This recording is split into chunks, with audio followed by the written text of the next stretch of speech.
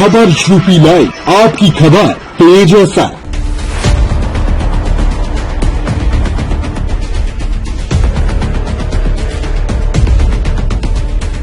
किसानों की आय दोगुनी करने के लिए केंद्र व राज्य सरकार भले ही गंभीर है, लेकिन कृषि विभाग के अधिकारी तनिक सीरियस नहीं है।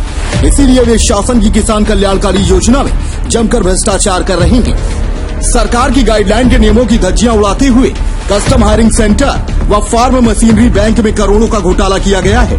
कृषि विभाग के डिप्टी डायरेक्टर एग्रीकल्चर के चहेते कर्मचारियों के नाम 22 लाख के कंबाइन का 2 टोकन काट दिया गया, जो शासन के गाइडलाइन के विरुद्ध है। विभाग द्वारा जारी विज्ञापन में नियम और शर्तें जो बताई गयी, उसका पालन न करते हुए मनमाने ढंग से कृषि विभाग ने अपात्र का पंजीकरण कर दिया। चूँकि बिना पंजीकरण के किसान अनुदान के लिए टोकन जारी नहीं किया जा सकता, इसलिए ऑनलाइन पंजीकरण नंबर हासिल करने के लिए विभाग को गुमराह किया गया। महिला स्वयं सहायता समूह के नाम पर भी 4 कूपन काटे गए, जिन्हें इस बार शासन ने योजना से अलग कर रखा है। किसी भी समूह व एनजीओ को कोई कूपन नहीं देने की गाइडलाइन जारी की गई है। फिर सवाल ये उठता है कि इन्हें पंजीकरण नंबर कैसे हासिल हुआ, जबकि इसका पासवर्ड संबंधित बाबू के पास ही होता है। इस बार टोकन किसानों के मोबाइल पर ओटीपी के बाद जारी किया जाना था, इसलिए पहले से ही विभाग के लोगों ने अपने खास किसानों को सेट कर रखा था। नया मोबाइल नंबर भी जारी करके इस्तेमाल करने का आदेश है। वहीं किसानों ने आरोप लगाया है कि इस योजना के तहत 5 अगस्त से टोकन कटना शुरू होना था। पहले दिन देर रात तक वेबसाइट नहीं चली।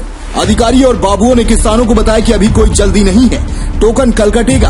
अगले दिन यानी 6 अगस्त को जब किसानों ने वेबसाइट ओपन किया तो लक्ष्य पूरा हो चुका था। वेटिंग लिस्ट भी बनाई जाती है। किसान को नहीं मिला और किसान के साथ साथ जो सरकार की गाइडलाइन आई थी कि उस गाइडलाइन में एनजीओ को टोकन नहीं कटेगा, उसमें जिले में 4 या 5 एनजीओ के नाम टोकन कट गया। फार्म मशीनरी बैंक जिसमें 12 लाख का अनुदान है, 12 लाख के अनुदान पे 5 एनजीओ के नाम टोकन कट गया। अब की साल गाइडलाइन में था कि जो एसएसजी मतलब जो स्वयं सहायता समूह है उनको भी टोकन नहीं कटेगा, सहकारी समिति वगैरह को कटेगा, एसएसजी को भी कट गया।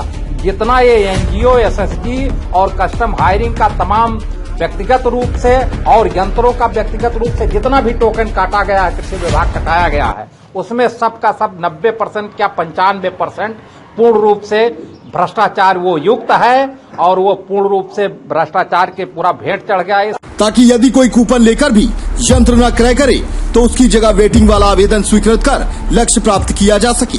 किसानों का कहना है कि विभागीय सेटिंग के कारण किसानों को वेबसाइट खुलने के टाइम की जानकारी नहीं हो पाई और चुपके से टोकन जारी कर लिया।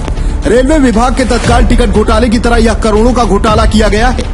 इस पूरे मामले में किसानों ने जिलाधिकारी को शिकायती पत्र भी दिया, लेकिन अभी तक कोई कार्यवाही नहीं की गई। वहीं इस संबंध में कमिश्नर अनिल सागर ने बताया कि हमें कोई शिकायती पत्र नहीं मिला है, लेकिन अगर शिकायती पत्र मिला तो कार्रवाई की जाएगी। शासन की गाइडलाइन है कि जो भी यंत्र खरीद की जाए उसका सत्यापन किया जाए। पहले ऐसी व्यवस्था थी कि पहले पाव में था कि पहले 5,000 का और 2,500 का ड्राफ्ट बनता था। जो किसान ऑनलाइन कराए थे, चाहे कस्टम हायरिंग में, चाहे फार्म मशीनरी में, चाहे रोटावेटर में, चाहे कोई भी यंत्र में, तो उसका ड्राफ्ट जमा होता था। उसमें पारदर्शिता थी कि जो पहले आ रहा किसान उसका ड्राफ्ट जमा किया जाता था और किसान को ये पता था कि हम आज ड्राफ्ट जमा कर रहे हैं तो हमारा number 1 number 2 number 4 number 5 number जितने नंबर पर था उससे जो है दिया जा रहा था। इससे जो है कि भ्रष्टाचार कम था। लेकिन जो इस बार बस्ती जनपद में, क्या उत्तर प्रदेश में ये मामला चल रहा है कि ये साइड है। जिस समय मोबाइल पर मैसेज मिला प्रशासन के द्वारा कि किसान को यंत्र देने के लिए एक व्यवस्था दी गई है शासन से, उन्हें टोकन दिया जाएगा।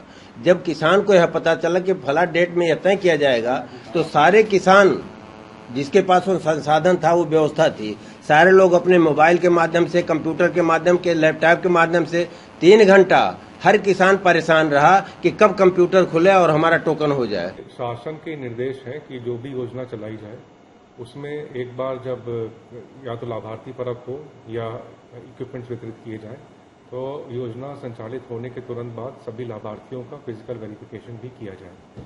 इसके लिए जनपद स्तर पर हर एक डिपार्टमेंट अपनी डिपार्टमेंट से अलग टीम्स लगाता है और वेरिफिकेशन का काम करता है। कृषि विभाग को भी ये करना चाहिए था और अपने सभी लाभार्थियों का सत्यापन अन्य विभागों की टीम से कराना चाहिए था। यदि इस संबंध में जिला स्तर पर कोई कार्रवाई नहीं हुई है तो ये निर्देश दिए जाएंगे कि सभी जिले अपना अपना सत्यापन जो पिछले साल उन्होंने कार्य किया है उसका कर लें और साथ ही जो इस बार लाभार्थियों को वो यंत्र वितरित करें उसका भी लगातार सत्यापन करते हैं।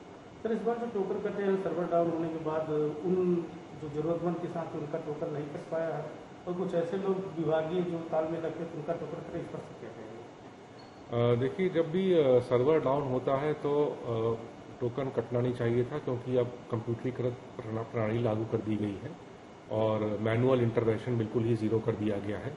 यदि ऐसा कुछ हुआ है कि मैनुअली कोई टोकन जारी हुआ है तो उसे निरस्त कर दिया जाए। टोकन काटने में अगर गड़बड़ी की गई है तो उसमें भी जांच कराई जाएगी। जब इस संबंध में deputy director agriculture Sanjay Tiwari से बात की गई तो वे कैमरे से बचते नजर आए। आखिर किसानों की आय दोगुनी कैसे होगी जब विभागों के जिम्मेदार ही करोड़ों का कृषि घोटाला कर रहे हैं। ब्यूरो रिपोर्ट, खबर यूपी।